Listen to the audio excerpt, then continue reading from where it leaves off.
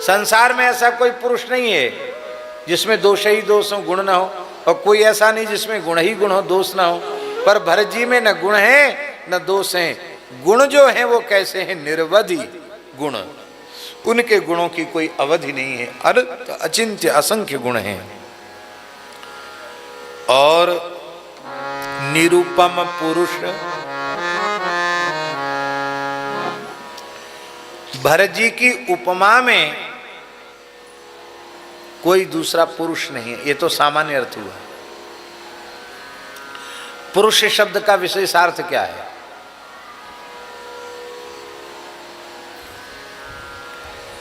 पुरुष शब्द का अर्थ, जैसे पुरुष सूक्त है तो पुरुष सूक्त माने क्या? मनुष्य सूक्त अर्थ है। पुरुष माने परमात्मा। तो पुरुष शब्द का परमात्मा अर्थ कैसे होगा? इस नवद्वारों की जो पुरी है, उस पुरी में जो अंतर्यामी रूप से शयन करते हैं, उन भगवान का नाम है पुरुष। इसलिए पुरुष शब्द परमात्मा का वाचक है। निरुपम पुरुष का एक अर्थ तो महाराज जी ये है कि भरत जी की उपमा किसी मनुष्य से नहीं दी जा सकती। एक अर्थ तो सामान्य अर्थ हुआ। दूसरा अर्थ है कि पुरुष शब्द का परमात्मा, यद्यपि परमात्मा भी निरुपम है, पर भरत जी की उपमा तो परमात्मा से भी नहीं दी जा सकती है कि भरत जी के जैसे भगवान है।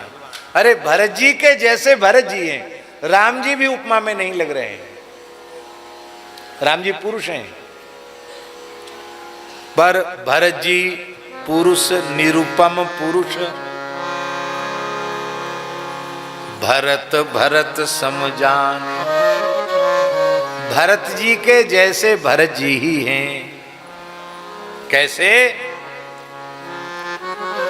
बोले कोई कवि सुमेरु पर्वत का वर्णन करने के लिए प्रवृत्त हो और वो कहे कि इतने शेर वजन का सुमेरु होता है, तो क्या यह सुमेरु का प्रतिपादन हुआ? क्या यह सुमेरु का निरूपण हुआ? नहीं हुआ। यहां इतने शेर नहीं, एक शेर बता रहे हैं, एक शेर बराबर है सुमेरु, ऐसा कहना, वह ऐसा कहने में तो कवियों की बुद्धि सकुचा जाएगी। कवि माने विवेक संपन्न व्यक्ति ऐसी मूर्खतापूर्ण बात नहीं कर सकता कि सुमेरु एक शेर के बराबर है, ऐसा नहीं कह सकता। जैसे सुमेरु की तुलना भी सुमेरु है, ऐसे भरत जी की तुलना भरत जी से है। आहा, तब श्री सुनैना जी ने कहा कि चलो ठीक है, अब भरत जी की महिमा कोई मनुष्य तो गा नहीं पाएगा, क्योंकि आपने तो बिल्कुल ऐसी बात कह दी कि उनकी गुणों की भी कोई अवधि नहीं है, उनकी उपमा में भगवान भी कहीं नहीं लगते हैं, परमात्मा भी उनकी उपमा में टिक नहीं सकता, ऐसे भरत जी हैं। तो चलो हम मनुष्य से उनकी महिमा सुनेंगे ही नहीं, हम वेदों से प्रार्थना करेंगे कि आपकी बहुत बड़ी सामर्थ्य है गायन की, निरूपण की, आप ही करें। कहते हैं कि वेद भी श्री भरत जी के गुणों का वर्णन करने में समर्थ नहीं है।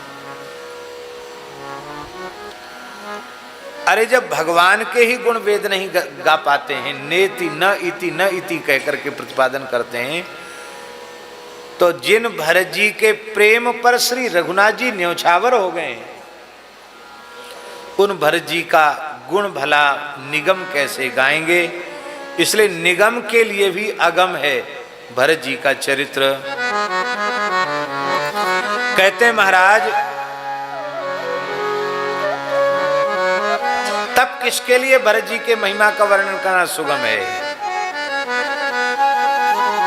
जनक जी कह रहे हैं कि मेरे विचार से तो इस संपूर्ण ब्रह्मांड में कोई ऐसा मुझे दिखाई नहीं पड़ता, स्मरण में नहीं आता है कि जो भरत जी के गुणों का वर्णन, भरत जी के चरित्र का वर्णन, भरत जी की महिमा का वर्णन कर सके।